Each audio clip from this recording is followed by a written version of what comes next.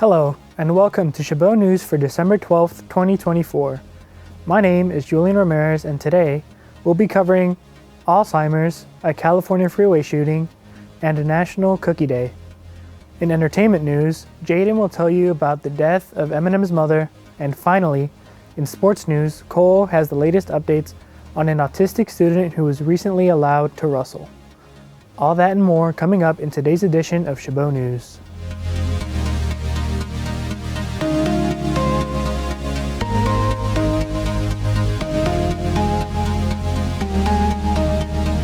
Sponsored by Straw Hat Pizza, this video is, yes. Found at 1653 Industrial Parkway West in Hayward they are. Enjoy 30% off Chabot students and staff can. Heed you must. Their $8.99 lunch buffet Monday through Friday from 11 to 2, yes. Happy hour from 4 to 7 they have. Also catch live pay-per-view events there? You will. Football games during a first pint for $1 only with purchase of any medium or larger pizza. More details, call 510-265-0111 or visit strawhatpizza.com/Hayward you can. Support Chabot College Student TV, Straw Hat Pizza does, and grateful we are. Researchers at the University of Southern California may have found a new way to spot early stages of Alzheimer's disease. They say vulnerability to financial scams could be an early indicator. Researchers found an association between money matters and brain region called the entorhinal cortex. That region links parts of the brain critical for memory, revival, and judgment. Based on the study, those with higher financial vulnerability had a thinner entorhinal cortex. The researchers note not everyone who makes poor financial decisions will develop Alzheimer's disease. Researchers believe that it may not be a huge step to understanding the human brain, but it is one step closer from the current understanding of the disease. We sent our reporter Diana Cabrera to get Chabot College's students' thoughts on early signs of Alzheimer's. Take it away, Diana. Well, as a person that just fell for a scam recently, but not having Alzheimer's, I think it's a really messed up thing. So I think people shouldn't do that, and they should just make money in responsible ways. It's like a difficult question because every person is different, and it's definitely that as you grow older, you may have like some mental disability. One of my grandpas, he has I think he's developing Alzheimer's, or it could be dementia, like something like neurodegenerative. But I think that he fell for like a $23,000 scam. I think that elderly populations are vulnerable because they don't really know, first of all, they don't really know that how to navigate the internet, because he fell for it online. So I think definitely a vulnerable population. My grandma, she has Alzheimer's, and she constantly falls for these scams and stuff. So her not remembering certain numbers or certain signs, let me help you with this, or say different accents or something like that. She always falls for those because she thinks that they're just trying to help her, but really they're not. So we have to manage their phone calls for this. I think people are getting Alzheimer's way younger and younger then because people are falling for crazy scams, or so I hear. I don't actually know. Also, I haven't heard, but I'm assuming. Oh, I don't even answer unknown numbers. Could be my doctor. Ain't answering. Thanks, Diana. If you or a loved one is falling for scams, please take the time to consider testing for early signs of Alzheimer's. One Texas family received an early Christmas present. Their dog went missing last month, but thanks to a little help, she was returned home one day after she was rescued. Orko Mana reports. A feisty response to a rescue. Burby, a young chihuahua stuck on the support of a pedestrian bridge in Sims Bayou Friday. And when a Houston firefighter tried to get her, no! into the water she went. She was so tiny. She's probably 5 pounds. Independent dog rescuer Judy Hausler got called to the scene and saw the whole thing unfold. She started standing up barking at the lake, yapping, more yap than bark. Really, it was kind of cute. She even brought a catch pole to try and help. I did not have to use this on her, but I thought maybe they could have. Luckily, the firefighter got a hold of the doggo and brought her to dry land. After little Burbie was taken out of the water, the next step was trying to find her owners. In the meantime, that's when Judy stepped up to take care of the Chihuahua. It just worked out that I was there, and I said, I'm going to take the dog and I'll find it a home. Burbie stayed with Judy overnight, and Saturday morning, after getting a tip about who Burbie's owners were, Judy safely returned the little pup to them. Burbie is going home. Her people are here. They're overjoyed. Tears shed by all at this emotional reunion. They were all crying, and the grandma's going, Mama, Mama, come here, baby, come here. And it was just so sweet. The family says Burbie had been missing since Monday, and they tell me they're thankful to everyone, including Judy, who helped bring their baby home. Judy says they'll be going to her vet to get Burbie microchipped so this does not happen again. You must spay, neuter, and ship your dogs. Thanks, Mana. Officials still have no idea how Burbie made it onto the bridge. Now it's time for sports news with Cole Wagner. Thanks, Julian. A Louisiana high school student was barred from wrestling due to his autism diagnosis. Now his family is thanking the governor for stepping in to help their son compete. Ariel Brumfield has the story from Covington, Louisiana. Wrestling against disability discrimination. It's the reality of a junior wrestling student at St. Paul who's barred from competing due to him being a student with autism. He's having trouble eating. He is very upset. He's been working so hard. He's been doing extra morning practices, cutting weight, all the things. Jennifer Martinez says her son John has dedicated his life to pinning his opponents.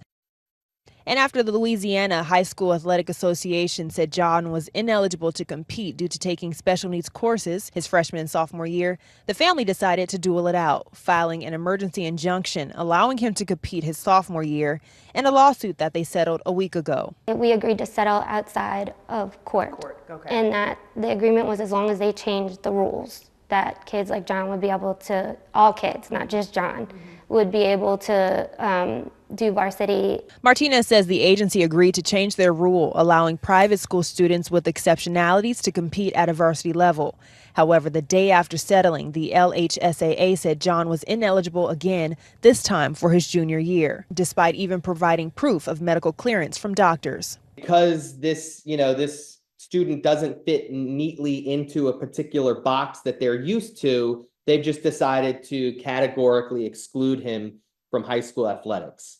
And that's a violation of the Americans with Disabilities Act. This issue has the North Shore community rallying around the family. Rick Franzo, president of the Concerned Citizens of St. Tammany, sent a text and wrote a letter to Governor Jeff Landry. I think it's an embarrassment, number one, for St. Paul. It's an embarrassment to the state that we have this agency that's supposed to be handled athletic departments in the state, and they put their head in the sand on this issue. Franzo says Landry spoke with the agency and is expected to reverse the decision against Martinez, a victory pending the family has been praying for. He's always been self-conscious about being different, so when he started the wrestling team, it really gave him, especially there, a sense of brotherhood and that he was actually contributing something because he was good at it.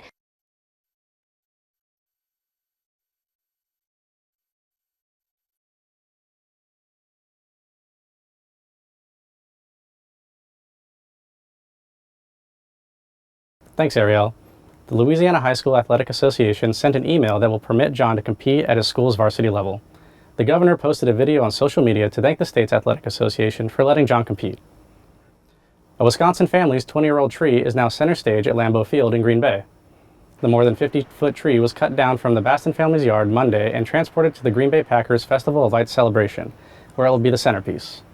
The family says it's bittersweet to see the tree they planted 2 decades ago move on, but they're happy to share its beauty. Now that the tree is in place, crews will spend the week adding lights to it. The tree will be lit for the first time during the Festival of Lights celebration at Lambeau Field on Saturday. That's all for sports news this week. I'm Cole Wagner. Now back to you, Julian. Thanks, Cole. There is a new partnership in the works between the theater and art department here at Chabot College. Dee Dee Stevens, theater department coordinator and professor, reached out to art professor Bonnie Stipe for her students to create some art pieces for Plaza Suite, the previous main stage production held in Stage 1. Fellow reporter Jasmine Bester captured footage of the art pieces. Take it away, Jasmine. The art department has made an art display to honor the fall 2024 production of Plaza Suite. Dee Dee Stevens, she's the theater arts coordinator. She approached me with the possibility of putting together a collaborative piece or having students do an art display for the opening of Plaza Suite. After brainstorming, Bonnie Stipe and students from the Intro to Drawing class came together to create this backdrop placed in Stage 1. I think all art kids should be working together, and the fact that they made that happen is super exciting. I loved it. It just felt like I felt like there's like a piece of me now, like at the walls at Chabot Theater, you know. Not only is it my work, but it's also a collaborative work between like me and the students of the drawing class. So in a way, it's like, you know, an ecosystem coming together. So it's great to be a part of that, and it's great to see my work being a part of like this beautiful piece. This collaboration could mean more opportunities for the art and theater department to work together again in the future. I'm Jasmine Bester, reporting for Chabot TV. Thanks, Jasmine. For those who haven't seen the art pieces, they are currently hanging in Stage 1. There are talks of more collaborations between the art and theater department happening sooner than you think. Potentially, an art display will be created for the spring 2025 showcase of Rent. The musical details will be revealed soon.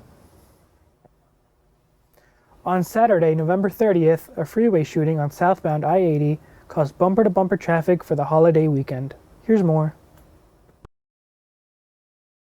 During what is a busy travel weekend, a shooting investigation on southbound Business 80 Saturday afternoon closed all 3 lanes of traffic, leaving cars gridlocked just south of the American River Bridge while California Highway Patrol canvassed for evidence. It was wall to wall, all the way through. Peter Rojas was stuck in the traffic that closure caused for almost an hour. I didn't think there was this much traffic, and it was backed up all the way to Douglas to get here. He says he didn't realize the backup was because of a shooting. Wow, that's what makes it's the holidays. It's a holiday. It's sad, but things happen. This is a holiday weekend, so, you know, I get some people that, you know, act stupid. California Highway Patrol confirms one person was shot inside of a car on the highway just after 3. It's not clear what led up to that shooting or the extent of the victim's injuries, but officials say they are still searching for the suspect. Hopefully it didn't ruin a lot of people's day. Thanks. Remember to drive safe when traveling for the holidays. We sent our reporter Alan Sampson out onto campus to ask some people about their thoughts on freeway shootings. I've never seen such crazy, wild, out-of-control drivers in my life as I have the last half a year or so. And I can see how those crazy drivers influence others to be responsive in the same way, to become road ragers. With this information about road rage, people with psychological conditions, disorders, drugs, you know, it still doesn't make any sense. I don't like it. It's not really part of the Bay Area, but it's here. You know, road rage, this is something I never really understood. It's you know, why can you get that upset about something that is so trivial? I mean, life goes on. I don't know right now. This is news to me. Sorry. Thanks, Alan. Hopefully, these senseless freeway shootings can come to a halt and we can drive freely on our freeways without worry. Now we're going live to Christian Gonzalez with some new campus news. This Friday, right here at Gladiator Gym, the women and men's basketball team will both be taking action. The women's team will be taking on the College of the Redwoods at 3 p.m. Then at 7 p.m., the men's will take on the West Valley College Vikings. Make sure to come on out and support your Chabot College Gladiators. Also, be sure to check the Gladiator website for the upcoming sports events that pique your interest. I'm Christian Gonzalez, now back to the studio. Thanks, Christian. A shocking scene in Santa Cruz, California on Monday, December 2nd. A woman had to be rescued after she drove off a cliff and into the Pacific Ocean. Christian Balderas spoke with the eyewitnesses. Here's the details. It was just a big loud bang, and then we saw the lady who was in the middle of the street had been hit by a black car, and then the black car reversed and drove into the ocean. Monday morning, a crowd of people on Westcliff Drive in Santa Cruz trying to make sense of a horrific scene. Wondering how it actually happened. A Nissan drove off the cliff and into the ocean. Its grill remained along the side of the road. Why would someone drive off? Did they not see the sign? Did they, mistake the brake for the gas? Were they distracted on their phone? Police say the woman in that Nissan drove through an intersection and crashed into another car. That driver is okay.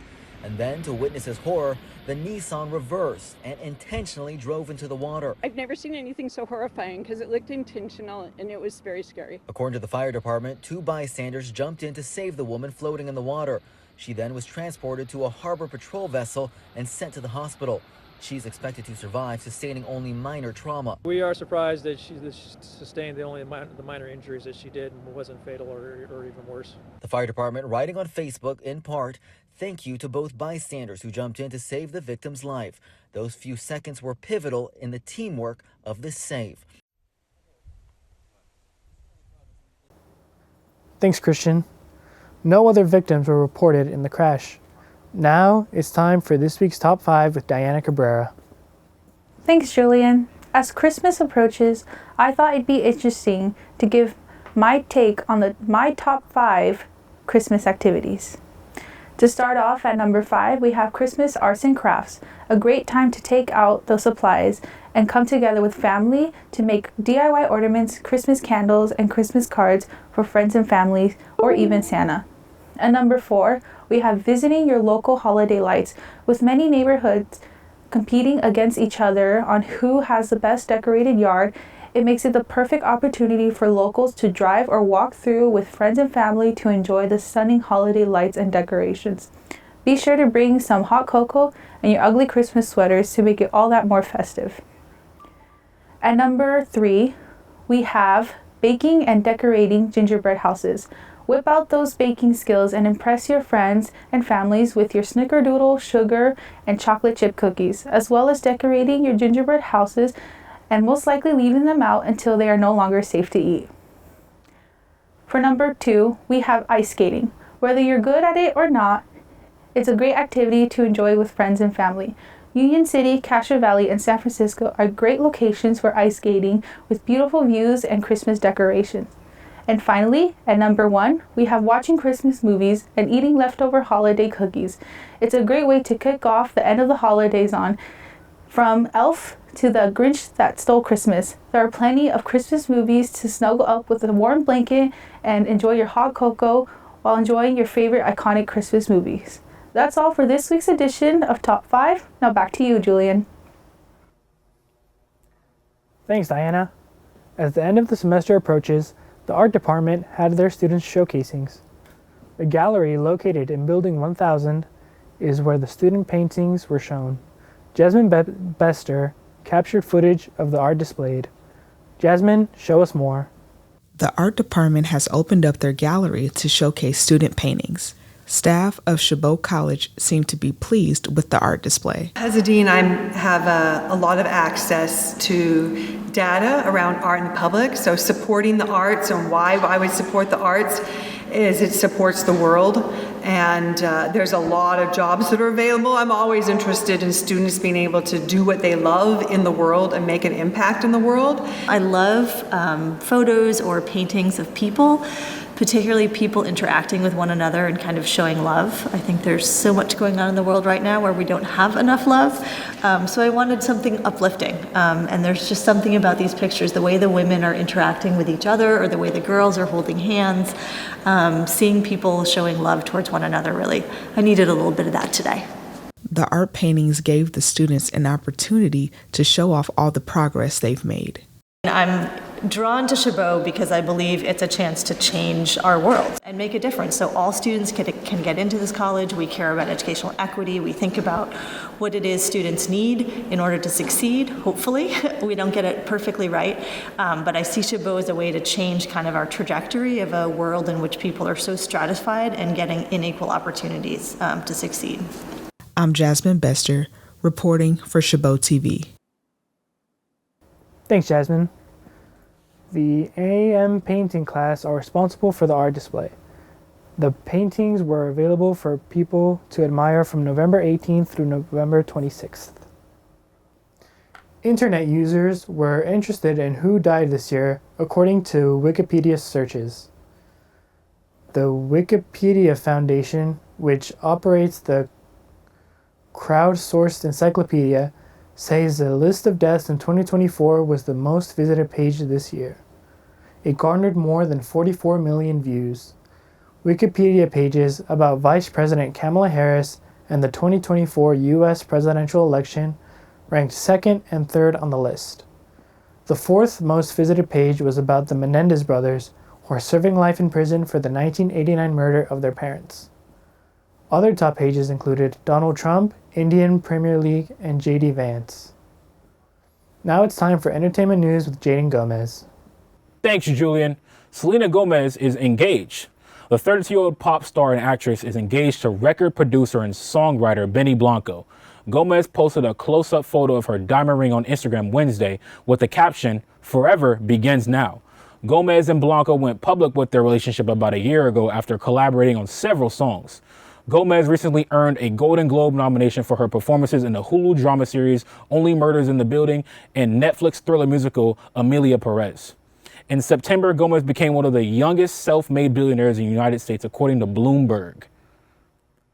Reminder to all the game enthusiasts that the Game of the Year awards are happening December 12th, 2024, which is featuring awards such as Best Narrative, Best Multiplayer, Most Anticipated Game, and the Most Anticipated Award of the Year, the Game of the Year Award.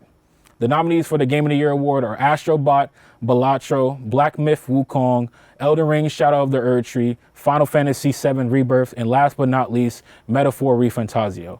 The event starts at 4:30 p.m. on all online streaming platforms such as YouTube and Twitch. There will also be premieres of new video games and even a live performance from Snoop Dogg.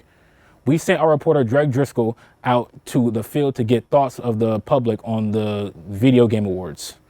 I think the Game Awards will be a great time, great way to end the year because of how chaotic it's been lately with the election. It'll be a way to get everyone's minds off of it. I'm excited. For what Can't reason? Wait. All of the games that have been created this year, like RPG, fantasy, fighting, action and adventure, horror, yeah. I think it's honestly a really good thing. Like it's so exciting and really fun to get to know all the other video games. So far, a few video games I can name from the top of my head is like Mortal Kombat and the Super Mario Brothers ship.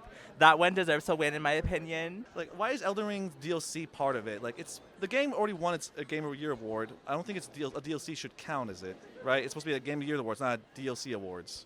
It does feel kind of silly, the other candidates as well. Like the Solitaire game. I've never heard of it before. I don't know how that got up there. I've never seen like anyone on Twitter talk about it, so we're very curious how that got there. And yeah, I just think that they should have picked better candidates. Thanks, Greg. Were certainly some interesting views. Rapper Eminem's mother has died at the age of 69. People magazine reports Debbie Nelson died from her complications related to lung cancer. Her illness became public in September. Eminem and Nelson had a rocky relationship that he detailed in his music in songs such as My Name Is and Marshall Mathers. She sued him for defamation in 2002 for the song Cleaning Out My Closet. Years later, in 2013, fans speculated Eminem was apologizing to Nelson in his song Headlights. Nelson is survived by Eminem and his brother Nathan Mathers. That's all for this week's Look at Entertainment News. I'm Jaden Gomez, and now back to you, Julian. Thanks, Shaden. Last week, a tsunami warning rocked the Bay Area, sending many people into a state of shock and confusion. Our reporter, Evan Neto, was one such individual. He was supposed to cover the quality of San Francisco State's food, but instead he ended up filming what he thought were his last moments. Let's revel in his mortal terror. Take it away, Evan. Hello, this is Evan Neto reporting from Salesforce Park in San Francisco. I was supposed to be at San Francisco State right now, but instead I'm here in a state of panic. Right when our train pulled into Powell Street Station, the damn thing stopped and we all got a tsunami warning. It was all my fault. I complained about my train being late over wetness on a bone-dry day. Now look at things. So naturally, I fled to the highest place I could think of, Salesforce Tower. The others left and went to San Francisco State, right when Berkeley got its evacuation order. It'll be fine, they said. Yeah, screw that, I ain't leaving. They may think I'm a coward, but I think they're crazy. Strangely, however, nobody here seems to care. I know San Francisco is a work-first kind of city, but Jesus! I do care, however, so I've got to find a way to survive this calamity, given I'm not allowed in the skyscraper. If I can't, well, I might be rushing in anyways.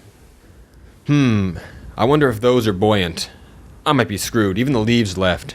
They took their name literally. I may be able to use this alleyway as a shield, depending on where the ocean is. I forgot. Look, it even says Area of Refuge on a sign. I may be doomed, but luckily for me, Salesforce Park has many amenities for me to use while I wait for Armageddon. There's seating for me to rest my feet while I still have some. A glass dome of some kind.